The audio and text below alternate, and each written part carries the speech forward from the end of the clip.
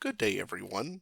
Today I wish to bring to you a new series I've been planning on introducing to the channel for a good while. As some of you may know by this point, I have a strong distaste for HistoryTube, that being YouTube channels that focus their time and resources on producing history content due to various reasons. However, there is one channel that I hold to a level of contempt that can only be described as pure disgust. That, of course, being the YouTube channel Atun Shei Films. I've expressed some of the issues with the channel in several videos in the past, though I do not think I've adequately described my issues with Atun Shei and the various tactics he uses to persuade his audience to accept his worldview. Therefore, I believe the best course of action will be to analyze his most famous, or rather infamous, series he's produced, Checkmate Lincolnites. If you happen to be unaware of the series, it is one of his most popular series on the channel, with some of the videos pushing the 2 million view mark. As a result, the series has had a wide audience who watch it for any number of reasons, though 3 specific examples come to mind. First, the person who has willed it upon themselves that they wish to suffer and offer criticism to what is being presented. I, unfortunately, being among this crowd. Second, the person who enjoys the content, though they don't completely agree with what is said. Third, and finally, the person who worships the series and uses it as a basis for all of their argumentation. This final group is the one who has deliberately made the series popular and have effectively poisoned the well on any serious discussions of the war with the arguments used within the series, regardless of how faulty those arguments are. It is because of the third group that I felt compelled to finally respond to this series.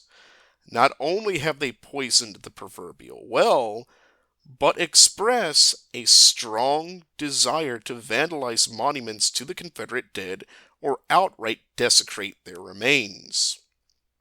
This behavior is not something that comes about in a vacuum. Rather, it comes about because others have encouraged this behavior in some way, shape, or form by directing them to a target and presenting it as a target to strike against. This is where Checkmate Lincolnites comes into the picture. The series, as the name suggests, is a series where our titular and only character enters the scene, Atun Shei playing as both himself and as Johnny Reb, a character, though I would hardly call him that, who represents YouTube comments, none of which have the names of the individual censored, that have a lean towards the Southern perceptions of the war, or any perspective that doesn't hold to the progressive paradigm. The design of the series is quite simple. Johnny Reb presents an argument while Atun Shei attempts to beat it down in some way, shape, or form, often presenting some facts to back up his position. On the surface, this seems harmless enough of an idea. After all, reading and responding to comments is par for the course of YouTube or any social media platform. Where's the harm in this? The issue can be best seen by looking into the first episode of the series, though I'd hasten to call it a proper episode of any series. It bears the hallmarks of a one-off experiment, a quick jab at those people who criticized some of his earlier works without all that much thought and effort put into it. It's a short video, barely 7 minutes long, but it is one of the best examples of every single major issue with the Checkmate Lincolnites series. So, let us begin. The video begins with an introduction of our 2 titular characters, Atun Shei playing as, well, himself, and Atun Shei playing as Johnny Reb. The beginning starts with a monologue from Johnny Reb about how he can discredit Atun Shei's points. It's from this opening that we see the first major issue with the entire series. Johnny Reb is a stereotype of Southerners in general. Not only is the stereotype of Southerners overplayed by this point, as most media likes to portray Southerners as ignorant and backwards, but the entire delivery robs itself of any entertainment. It is boring because it's an overused stereotype, making it more of an irritant to watch rather than entertaining. It is only made worse when you consider that this type of skit-style formula has been used before and was already overplayed before this video even came out. When watching this opening, or any opening of the series, I am constantly reminded of Nostalgia Critic and the ham-fisted skits they do for reviews, often adding little value to the overall review. Mind you, that trend has been dead, gone, and buried for nearly 5 years by the time Atun Shei released this video. It doesn't add any value to it, but rather subtracts from it by making me not wish to take it seriously. After this mediocre introduction, we finally get to the entire moldy bread and spoiled butter of the series. Johnny Reb presenting the comments. The first comment presented, which I've made sure to show in full, made me laugh more than the entire video as, unlike Atun Shei's desperate attempts at comedy, it's pretty funny, if crass. However, this comment exemplifies the common type of comment used in these videos. The comment that is a generalization, foregoing any real context or explanation. This comment is then read by Johnny Reb as if it was coming from his own mouth, which Atun Shei then does a rather poor job of discounting while Johnny Reb deflects to the next comment. This leads into another major problem with the series. Johnny Reb is a straw man. The entire purpose behind the existence of Johnny Reb is to serve as a straw man to present comments, often bereft of context of any form, and a platform for them to then be deconstructed using whatever faulty logic or reasoning Atun Shei wishes to use. This is the entire modus operandi of the series, and it is entirely built off of the decontextualization of any argument that could be constructed as supporting any viewpoint that is not the one proposed by Atun Shei, particularly that of the Southern viewpoint of the war, or any viewpoint that can be deemed as the lost cause. There is another trend worth stating that these comments often share, a general lack of any serious effort put into the comments themselves. The first example provided is general in its tone, which is characteristic of most internet comments, lacking in detail and depth on the matter, often relying on rough estimates to get a point across. This is commonplace within internet discussions, as the information provided in a comment often has to be condensed in order to keep the attention of the scarily short attention spans of modern people. As a result, it cannot be taken as absolute ironclad fact, though the general points made do hold weight. For instance, in the first comment presented, the general statement, though built upon faulty statistics, is still, for the most part, correct in its general point. The overwhelming majority of the free Southern population did not own slaves, a point that Atun Shei still affirms by his correction of the statistic provided in the comment from 3% to 30%. However, even this statistic is not correct, as the Gilder-Lehrman Institute for American History places the number at 23.9%, leaving a 3/4 supermajority of the Southern population that did not own slaves. Of the 23.9% of people who owned slaves, 17.2% of the total population, or over 71.9% of the total number of people who owned slaves, owned between 1 to 9 slaves. Thus, the general point being stated still remains much the same. The overwhelming majority of the Southern population did not have much skin in the game when it came to slavery. This is something the comment gets correct, if lacking on the specifics. Where the comment gets itself wrong is not stating a far more important fundamental problem that was of primary concern, the age-old issue of the balance between federal and state powers, often lumped into the general category of states' rights. This does not mean taxes were not an issue, as Georgia explicitly stated that the withdrawal of tax revenue from their state to fund projects in New York as a problem within their secession document. This issue was also addressed within one of the alterations in the Confederate Constitution. However, the debate over taxes, which the comment points to as a significant reason, as well as the debate over the illegality of slavery, all stem from the more pressing issue of representation, self-determinism, and the determinative line of where the federal government's powers end and where the rights of the states and the people begin.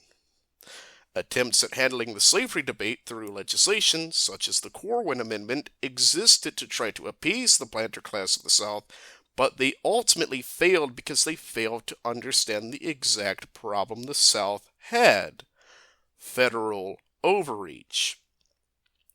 The problem the South had was less over whether slavery was good or bad, but with the fundamental desire expressed by the northern states to assert their will, whether it be through the unjust tariff of 1828, which brought about the nullification crisis of 1832 through 1833 and nearly erupted into a civil war, or the desire of the abolitionists to halt and end slavery by exerting their monetary and political power to intimidate the South into ending the institution.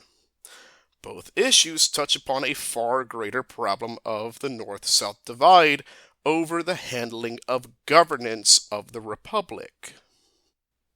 I do not wholeheartedly agree with everything stated by the commenter, but what this comment does get absolutely correct is the assertion of what Atun Shei is: a soy boy. He is weak and must resort to supporting the institutions of power and attacking comments online to feel as if he has any real power. He lacks a sense of masculinity to confront and discuss these issues with others who disagree with them, and instead resorts to placing the arguments into the mouth of a straw puppet in a gray shell coat and Barbie hat. It is simply pathetic. As for the second comment, it is simply a restating of the same fact as mentioned previously. The third comment, much as I have already addressed, is bereft of context, but again makes a factual statement. Slavery did exist longer within the United States and existed even after the war for a time. There is not much that can be gleaned from it to make it even worth addressing. However, he still does so and makes a monumental error which is worth addressing here. Atun Shei makes the claim that the United States of America was founded as a liberal democracy, whereas the Confederacy was founded to, quote-unquote, preserve and expand the institution of slavery. The issue is the United States of America, and the Confederacy in turn, are representative republics founded on the ideals of ensuring the protection and representation of all citizens within it. They were founded under the ideals of John Locke, but were refined and altered to fit in with the strongly independent mindset of the American continent. More important than this, it was the southern states, especially the efforts of the Virginians, that made the Republic into a political entity that would represent the rights of the states and the people by refusing to sign the Constitution until a Bill of Rights was provided. The South, when they seceded from the Union, still held those fundamental foundational beliefs. This is why they kept the Constitution and the Bill of Rights in place and only altered it to address their particular grievances to ensure it would provide greater autonomy to the states. If anything, the Confederacy was founded on much the same ideals as the United States of America, their own modus operandi being that of self-governance and self-determinism from a perceived tyranny in the form of the federal body.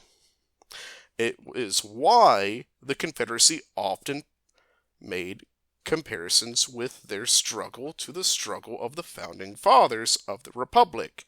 They earnestly believed they were upholding the ideals of their founding fathers, which had opposed the tyranny of England and ensured the installation of a Bill of Rights within the Constitution. To echo the lyrics of the Bonnie Blue Flag, then here's to our Confederacy, strong we are and brave. Like patriots of old we'll fight, our heritage to save. They did not see themselves fighting for an institution and whether it would be expanded or not. They saw themselves as taking up the mantle of their forefathers, who fought for their own rights. It would be a lie to say that they were fighting to preserve and expand slavery, as it would be to lie to say that the North were fighting to end slavery. Both are false statements. The next comment addressed is one that he considers to be a rather needless argument, though I would consider it to be an important statement to make, as these facts are almost always brushed over. To give credit where credit is due, he does acknowledge that the northern states do hold racial sentiments, but subsequently ignores the root of the problem. These particular cases are near totally brushed off to the side and forgotten, while the South's countless sins are held against it on a regular basis. The comment also makes the important statement of Atun Shei's heritage. He was not born in the South. He was born and lived much of his early childhood in Massachusetts. This might not fully explain his harshness towards the Southern viewpoint of the war, but it might offer a potential rationale for why he is unreceptive to the idea. More importantly, it will become important much later on in this series. As for Atun Shei's remarks on the King Philip's War, it's not relevant to discuss at this time, but if you want a bit of a perspective on it, I'd recommend the Old Glory Club's video discussing the matter. In either case, the statement is correct, and frankly, I'm surprised he even addressed it at all. As for the next comment up, Atun Shei completely misses the entire context behind why the statement was made. The person is expressing his disdain for the treatment of Southern men, many of whom were honorable men, and how their legacies are universally despised and desecrated for the high crime of simply choosing the wrong side of the war. If anything, this comment, outside for the expression of desire to do the same to Union generals, has only proven to be as relevant now as it ever has been due to the recent events which I've discussed previously on this channel. The fact he blows it off with little to no passion speaks volumes about how little regard he has for the consequences of his own actions. The final series of comments he responds to come from a person that I'm not even sure is from the South. His profile picture is that of a Union Jack, which may suggest he's from the United Kingdom. However, what the person is stating is an interesting point in its own right, if poorly worded. His argument can be summarized in the following manner. He is arguing that it is fundamentally wrong to remove the statues and monuments to these men, as it is a form of destroying history to rewrite it in a new form. The comment continues by stating that the terminology of white supremacy is not necessarily racist and does not infer the inferiority of any particular group. Just as saying that you are proud of any specific heritage does not infer you believe the heritage of others is inferior. Is this badly worded, and could it have been better described? Yes. Is the general point incorrect, though? No, it's correct.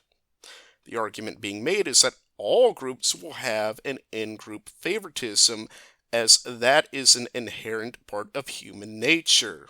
For instance, I will be more willing to defend my family and my ancestry more than I would be willing to defend the heritage of another person.